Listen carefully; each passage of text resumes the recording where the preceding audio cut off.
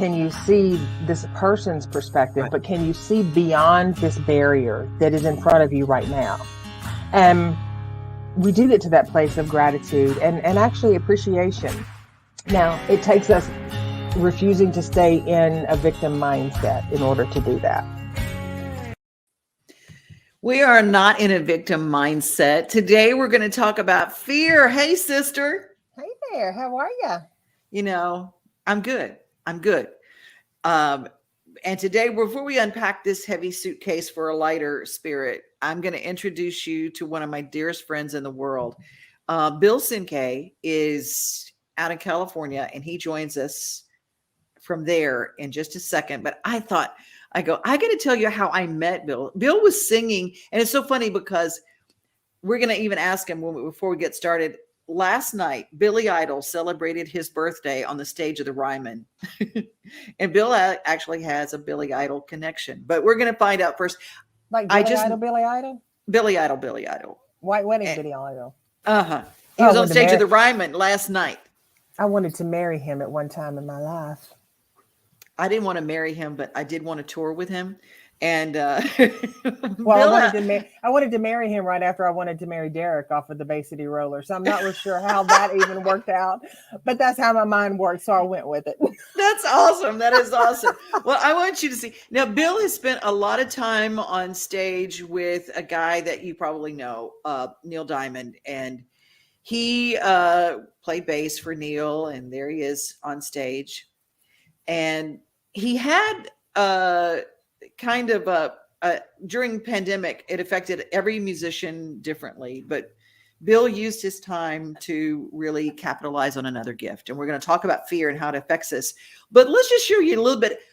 This song really shows off his voice. Here's a song that was a hit a couple of times.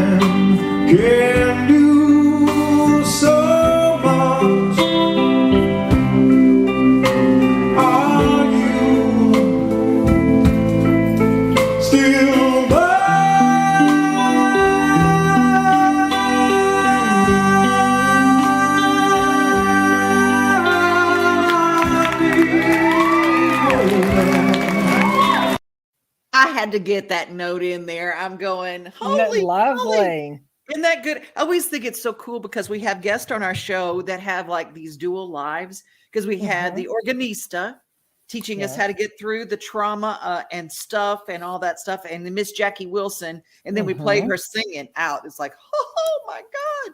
And now we have Bill Cinque that we invite to the party. Hey, Bill. Welcome, Bill.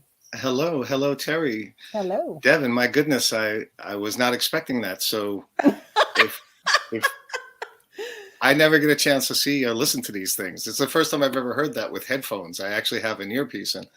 I guess if we're talking about fear, can we talk about embarrassment for the moment? Because I didn't know that was coming. But well, I have to share that stuff, Bill, because that's how you and I met, was singing. Okay, your Billy Idol connection.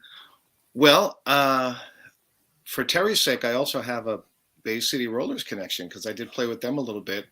That's maybe another. Bill. Yes, not way back, but back in 2000, couple of times, 2006, 2007, 2010, around that time. But actually, the Billy Idol connection. If he's watching, he wouldn't know me. He wouldn't remember me, but. That's okay. He forgot a lot, I've heard. Yeah, well, there was a great, really rock and roll manager. He was a brilliant man. He passed away a few years ago, but his name was Bill O'Coin. And Devon and I have known each other for a lot longer than most people want to I admit. met you when I was 18 years old. Yeah. And we had this manager, this big manager who was interested in our band. His name was Bill O'Coin. And he was one of the original managers, actually. He put Kiss kind of on the map. Wow. And Billy Idol was his client. And to make a long story short, back in those days, actually, Billy Idol's second big record was something called Whiplash Smile. It was a huge record. And we were kind of hanging out in the studio with him, watching him. We were, sitting there having coffee with his manager and his guitar player. We went backstage to a couple of shows, and I never really got to know him well. I got to know the guitar player, Steve Stevens, who he wouldn't remember me either. That's how long ago it is. But we were there kind of in the thick of it, hanging around with these guys. And even then, as big as they were, there was no way of knowing that 37 years later, we'd still be talking about these people. And that's it. He's stood up, he stood the test of time. Yeah, I mean, played the Ryman Auditorium, which is an odd thing that you think about, the Mother Church of country music, and there's Billy Idol. But Bill, you also went on to tour with Neil Diamond and ended up at Madison Square Garden. And I did, which was my the Mecca for a New Yorker. And then played, down the street from you, played at the Bridgestone in Nashville. So yeah, that was. The Neil Diamond gig was pretty good by anybody's standard. Well, I thought, when I ask you to be a guest, and Terry and I unpack a lot of things, and today our subject is fear. And I think that if I thought about walking out on the stage and doing something at Bridgestone or Madison Square Garden, fear is something that you've probably had to face at least once in your life. Oh, daily. Yeah. Basically fear in this, I don't know if I'm jumping the gun here, but in this past couple of years, I became a hypnotist, and fear can be paralyzing. A lot of people don't necessarily understand fear. Very few people understand it. If you could understand it better, you'd probably deal with it better. Stage fright has been an issue for a lot of entertainers, and it's one of my specialties when I deal with some of my clients. But I've not had stage fright. I have something that's very odd. I am very comfortable in front of 20,000 people. I'm very comfortable in front of 100 people. I'm comfortable in front of a microphone with a guitar in front of 10 people or 10,000 people. If you take away the microphone and I'm sitting in your living room and somebody says, "Hey, Bill, come on, grab the guitar and just sing along," I'm paralyzed. I've had people try to explain it to me. Nobody's done it successfully. Terry, I'm going to ask you to unpack that just a little bit, because we've got Bill and we're going to talk about hypnotherapy and what that does and how that affects fear. But what would you, when you do what you do, if Bill described that to you about the difference between being on stage and that comfort level and to the one-on-one, or in the intimacy of just a regular, ordinary event? Well, when I'm working with clients, we do unpack kind of the ingredients of fear, because everybody's ingredients are just a little different. That's why you can be in front of 20,000 people or in the living room and say, grab the guitar, and they affect us differently. But they're still triggering the same part, the amygdala in our brain, and they're still showing up the same way in the body. So mine would be a little different. I'm fascinated. I'm fascinated to hear what Bill has to say, because you know me, I'm all about like just learning things. And so I know I handle it differently with clients, more in life experience stuff that may have triggered or caused fear in the beginning. But those fears that we were afraid of in the beginning aren't necessarily fears that are real in today's time. They can feel very real, you know. And then there's good fear, which we'll get into, like don't walk out in front of the bus kind of fear, you know. So fear gets a bad rap, really. In my opinion, I think fear gets a bad rap, but it's because we've created sort of this boogeyman syndrome with fear. And then it's, people personalize it and it grows and it's kind of got this, you know, different look to it. We're going to do a little welcome here for some of the people who are in the room. Wayne is with us. Hey, Wayne, you know what? Wayne, we miss you when you're not here. Candy is here. Happy December to you. It is almost Friday. Thank God. Morning, y'all. From Elizabeth is here. Candy. Hey, Elizabeth. Candy giving the heads up on the singing. Tim, we love Tim. Hello there, ladies. Happy Wednesday to you both. Love y'all. What an amazing voice. Yes, Bill does have an amazing voice. Let's see. Brian Williams is here today. Hey, good to see you. And Joyce is here. Afternoon, Joyce. Good to see you. Candy giving a message. Hello, Bill. Loved hearing you. From Spain, loving these stories. Yes. Elizabeth, it's almost Friday, thankfully. And Lucretia down in Texas. Hello, Devon and Teri. And Lucretia, love to you. And this is Bill, Lucretia. Well, hello. When a lot of people have fear when they are told the job that they were counting on is going away, or that thing, we're going in another direction, which is what I heard, or something somehow that you have made all your plans and then those plans change suddenly, which is what happened with you, Bill. And then how did you leap into hypnotist? How did that go? You know, I wish there was a better story for me to tell as far as a direct connection, but I never really thought about it before.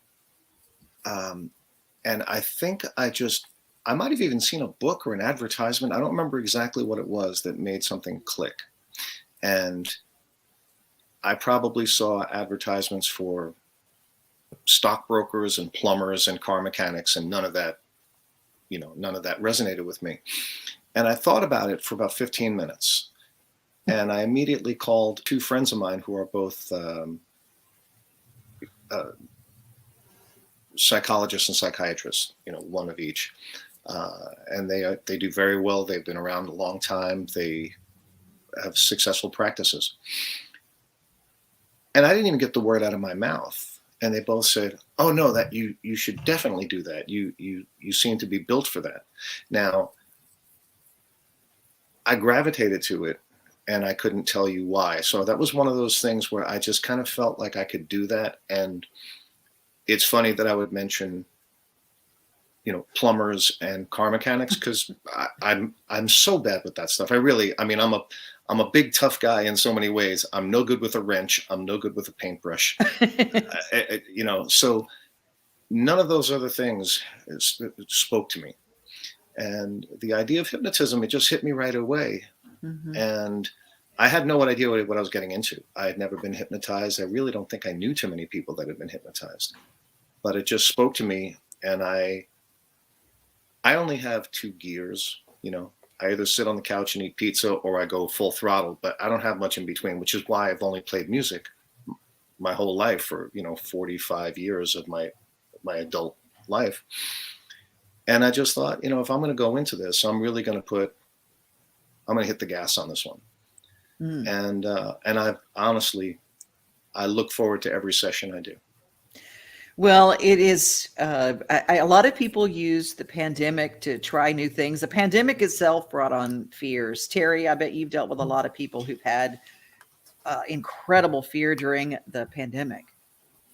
I think as a whole, the majority of people, and not to say everyone, but the majority of people have had their cages rattled a little bit with the pandemic. And it has brought up for a lot of people that I see the reality that what was their security or their safety is actually a little bit of an illusion. So that does in fact trigger the fear, and then the body gets involved, and then Katie bar the door because it's game on at that point, So Joyce says, I have a great fear of the interstate driving. It causes a lot of issues for me and nobody understands it. Also, I have a fear of hearing bad news. Now, that's interesting. I guess fear of what's coming that may never happen. I quit watching the news, as it were. I found that our brain, and I saw something about it too, our brains rewire based on what we feed it. Mm-hmm. I mean, we can rewire ourselves into anxiety living. Yeah. What say you guys? Throwing that out there. I think anxiety living is it's a form of addiction. I mean, it releases certain chemicals in the body, and when it's kind of like the donut at Krispy Kreme. I mean, it's not that you look forward to it. I don't think a heroin addict looks forward to when they're trying to stop having their addiction, that craving. They don't look forward to, wow, I'm gonna self-betray again. Mm-hmm. But the brain is far more powerful than we actually give it credit for. But even to top that, we control the brain. So, with the proper tools and healthy tools, anyone can navigate any fear, phobia, which are two different things, navigate all of that, any kind of hiccup. So I don't know, Bill, what's your 2 cents on that? Well, actually, Teri, that was brilliantly eloquent, because when you mention the Krispy Kreme donut, I know some people might giggle, but that's a great analogy, where it's this thing that it's never ending, you want more. Right. And when I've dealt with through hypnotism, you said something also, that fear and phobia is a different thing. And the way I try to describe it to people is, if you are afraid to swim in the ocean because you're afraid of sharks, that's a fear. That's a rational fear. There are sharks in the ocean. If you're afraid to jump in your backyard pool because you're afraid of sharks, that's a phobia. Now, some people think I'm kidding when I say that. There are people who they can't swim underwater in their own pool. They can't put their face down in the bathtub. Now, it really exists. And so what we do as hypnotists is, we always look at it as kind of the tip of the iceberg. And I always do this because I do all my work, or 99% of it, on Zoom, where I'm not in the same room with you. I always do this and this. And I go, okay, right now up here, that there's no shark in your bathtub, but we need to get it down here. What is it down here that's tangled up? Right. And so the difference between the fear and the phobia, the first thing you have to do is target that and let this person know, as a client, let them know that, okay, can you admit that it's a bit irrational? You have to, that's a tough line. I always feel like I'm on the high wire. You don't want to insult somebody. You don't want to say, this is ridiculous. You have to go with compassion, but make them realize that there is a difference between a fear and a phobia. And you start there. And if you can't start there, you're probably not going to be successful. And Bill, do you recognize when you're working with folks that, from your experience, are the majority of individuals that you work with, by the time they arrive at your screen, since you do mostly Zoom, do you feel that they are ready, like they can actually create a pocket that goes, it feels very real to me, but I also get it. Logically, I get it. Because I see that a lot with people. Yeah. And the first thing I tell people when they call me, obviously this is not a door-to-door salesman, right? I can't knock on your door and say, hey, can you use my services? They come to me, and the first thing I tell them is, the fact that you called me means you're on the right path. And the second thing I do is I tell them, I said, look, it takes a lot of energy to have a phobia. Mm-hmm. What if we took that same energy and put that snowball moving in a different direction? What if you took all of that and put it towards your healing as opposed to your phobia? And, I tell them it takes the same amount of energy to run away from something than to run towards something. Why don't we make it positive? And the very next thing I tell them is this does not have to be this crushing, serious experience. Yeah. We can have some fun. I'm not making it comical, but we can have this. I give my clients theme songs. I give them cartoons, right, to make them relate to it. And I usually do what I call my patented DFS, which is my devastating finger snap. You know how the hypnotist always says this? Hey, my DFS, I set them up and I go, look, I'm going to imprint this word and you are not going to forget it because I don't miss. And I tell them that. I simply do not miss. So when I say to you, the word that you need for yourself is nurture. I don't end it there. I say, look at me, and the word you need is nurture. I've heard people tell me that it sounded like a gunshot when I snapped my fingers. It sounded like a cannon. So I break it down for people that they can really absorb it, that they don't need to read a book. They don't need to talk to me for 3 hours. We're going to target what the problem is. The fact that you called me, we're in good shape. This is not going to be a tonsillectomy. This is not going to be surgery. We can have a little fun with this.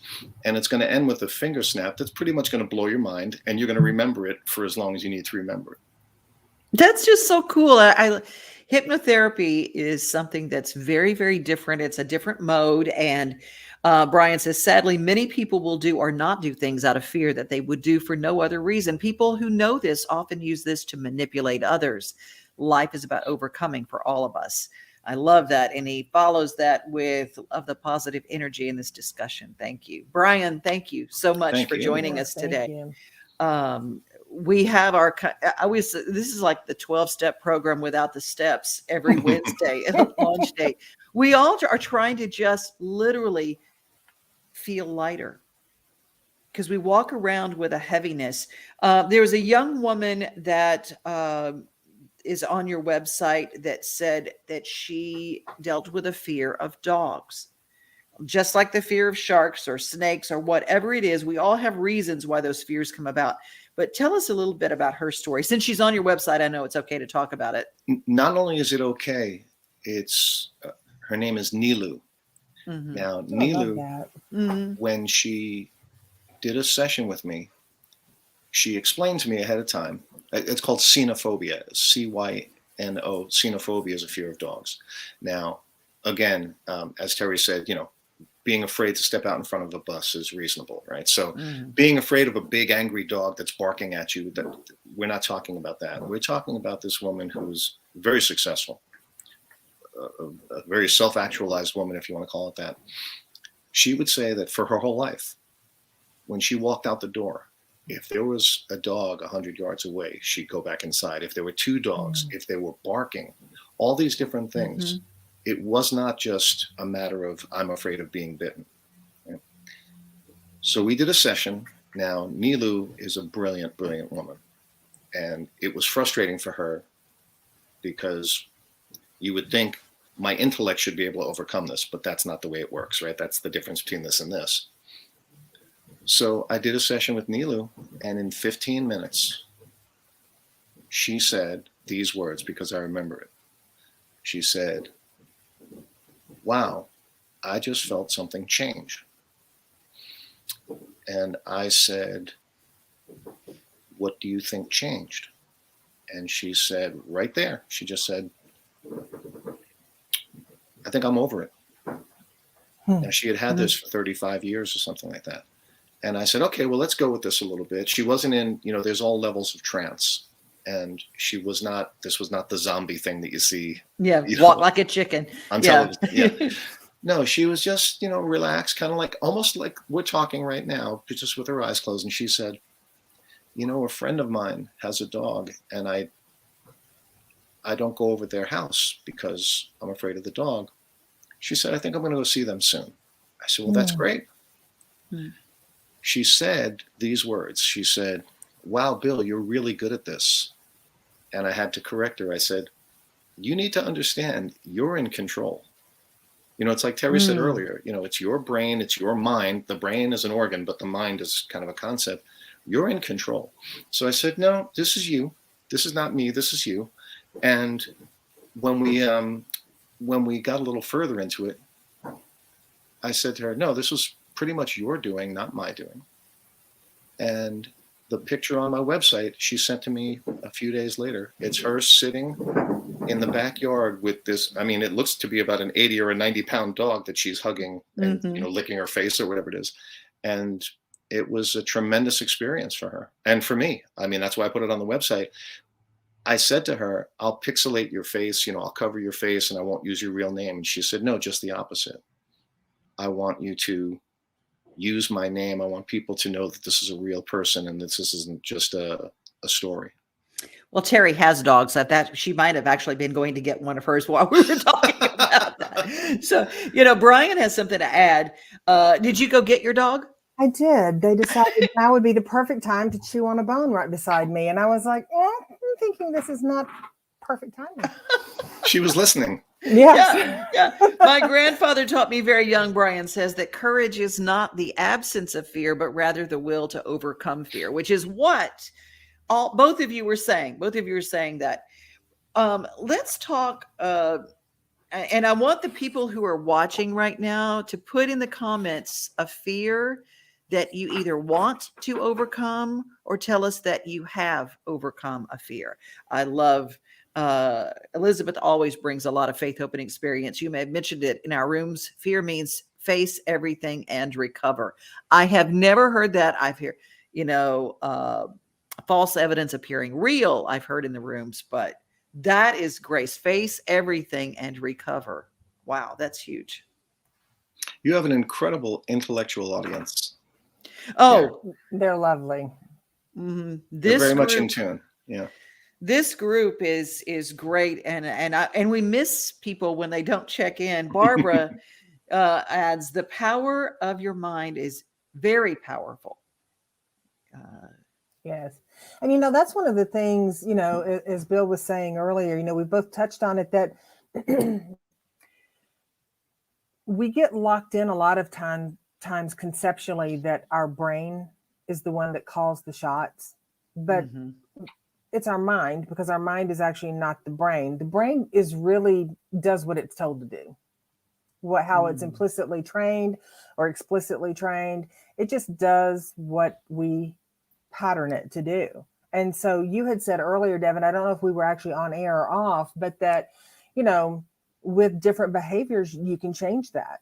And we also teach ourselves socially, from familial settings and just in general, that, change is hard. And I'm like, concrete is hard. Change just takes willingness.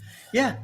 And so I'm thrilled that we have Bill here today, because I know that a lot of times when we talk about hypnotists, hypnotherapy, anything that's got anything in it, people are like, oh, that's that woo-woo crazy stuff. And I'm not going to cluck like a chicken. And it's like, okay, well, that's limiting thoughts right there, because that's not what we're talking about, And personally, me, Devon, I'd love to cluck like a chicken. So whatever. I mean, I'm game, I do every day. I got chickens. So there you go. So I'm interested to know, Bill, what are some of the challenges that and I get that when people show up with you, they're ready, their readiness for change is there. But what are some of the things that are actually untruth that you sort of have to debunk and educate people around? You just touched a couple of them. There's something called stage hypnotism. Now, it is real. It's not an act, but that is I'm going to make you forget the number 7. I'm going to make you cluck like a chicken. I'm going to make you Suddenly you're a ballerina, right? These are the people that do it at comedy clubs. They do it at bachelorette parties. I don't do that. Now, I'm not knocking it. That's just not what I do. But the idea that some people don't understand anything about hypnotism other than that, I sometimes have to explain to them essentially what hypnotism is. It's a matter of getting you to focus on a singular thing. It's essentially speaking to your subconscious. Now, there's a great phrase. I'm hoping your listeners can throw this one around. The great phrase is, imagination is the language of the subconscious. So up here, again, that's the reality. Up here, I know that second story balcony is very secure and it's not going to fall. But if you're afraid of heights, when you get up there, I don't care. I don't care how many architects talk to you. I don't care. Building inspectors, that goes out the window. When you're afraid of heights, you're afraid of heights. And so as a hypnotist, what we do is we kind of untangle that. We go backwards, sometimes with what we call age regression. And sometimes there's a couple of different techniques, a lot of big words, which we don't have to go into here. But the idea is get you to understand that the 3 words I hate hearing from a client, I rarely use the word hate. When I have a new client, and I'll say things like, I want to walk through this. We're not going to sprint through it. We're going to go one little step at a time. And when I start asking them questions, they say the 3 words that I hate, and that's this. Yeah. Kind of like, okay, yeah, let's just get to the part where you cure me. And I said, well, that's not the way it works. So some of the challenges are really, I'm 63 years old. My idea of hypnotism was one of the episodes of Superman where the guy's walking down the street like a zombie. They can't wake him up, and ridiculous. That's what we grew up with. Yeah. Sure. And so I have to dispel that. And the other thing is, I tell people immediately, I can't get you to divulge your bank account numbers or your secret passwords or anything. It's none of that. You're in complete control. And it's a matter of you allowing yourself to let go of certain things. We've got people who are putting things like, Elizabeth, my fears aren't of things like heights or water or drowning. My fears are based in my own perceptions of myself. I'm afraid of not being good enough. That's a great big old capsule, isn't it, Teri? That is the mother lode of capsules, And that's one of the things that for many times that fear alone, that concern alone stems out to so many other things. One person may be afraid of not being good enough, and then their group of friends are going to go kayaking, and then suddenly they can't go kayaking because they're not good enough to go kayaking. And what if I drown? And that turns into this whole like rat race of triggers, activations, I call them, of that stunt our emotional and our cognitive intelligence and keep us in this quicksand. And sometimes we return to the place of our greatest fear. We literally return to our greatest fear because we become comfortable there. Yeah, you hate it, but you know how to navigate it, right? Yeah, I said people do it all the time. I'm used to this crap, so I'm gonna just go back there. It's just awful. And so what we want to encourage everybody, we want to give you some tools. Teri, first of all, we have got a weekend planned in January, giving you guys a heads up what we're going to be doing. Have you got a page up yet on your website for people to sign up? Oh no. Girl, no. Okay. We're going to be doing something in Nashville, and it's a very small little workshop for a Saturday. Yes, it'll be a Saturday. We haven't quite yet decided a lot of the details, but I trust that you guys know me. The woo-woo gets me through. So I trust that the universe is going to lay it out for me. All I'm going to do is meditate, and it's going to be there. And, call me crazy. I love it. But that's what we're going to do. To probably cap it out at about 8 people because it's not a COVID thing. It's an intimate thing. I'm not a fan of big, large workshops because I like the intimacy of the small groups. Wayne wants to know what Saturday, and I'm looking to see what Saturday you texted me. The 8th. The 8th. Yeah. January 8th. It's called, the reboot. It's like a reboot boot camp. Yeah, and it's starting out the first of the year, just kind of going, okay, here, let's do a little reset button and start this next year, 2022. It's going to be a lot about just connection, releasing, and attracting. And those are things that we do all the time. We do them all the time. So we're gonna level it up a few notches. That's awesome. That's awesome. And Bill, how can people get in touch with you? Is it just BillCinqueHypnotist.com that we've got on the screen? That's the easiest. If you want to save a couple of letters, a couple of keystrokes, it's my initials. It's bchypno.com. It'll take you to the same place. Okay. And take a look at the website, and it spells out everything pretty easily. And if you have any questions, just send me an email, and I usually get back to you within 3 hours of any email. Nice. And Teri, you tell people how to get in touch with you. TeriPugh.com. Mm-hmm. And y'all just send me an email. Right. Yeah. Everybody knows how to get in touch with me because everybody already does. Because everybody knows you. I go all over the world and people know Devon O'Day. My goodness. Well, I don't know about that, but usually because, it's like, be sure before you tell them my name that, do I owe them money or I can tell your audience firsthand, I have gotten many free tickets and backstage passes just by dropping your name, which I do often, by the way. Throw your name around every chance I get. So. No shame in the ticket game there. No, absolutely not. That musicians and songwriters, I do have a good community of friends there. Hey, Brian Williams says, "Am I good enough?" covers a lot of ground, and probably most, if not all, people. We doubt at times. There's a bit that we put in our own mouths, and it slows all of us down. Gosh, Brian, that's pretty brilliant. I love that. Barbara, trust the process. Power of our subconscious can be retained. And Wayne, in the words of Teri, increase the peace. Have a great day. Yes, that's our peeps right there.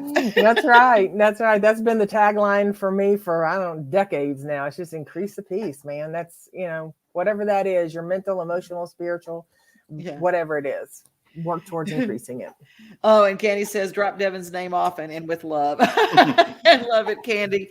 Well, you guys have a beautiful rest of your day. We're going to say bye to you, Bill, and Teri. Thank you so much always. And you can bring us home, Mama. It is a pleasure. Thank you guys for joining us today. And as always, increase the peace. Until next time.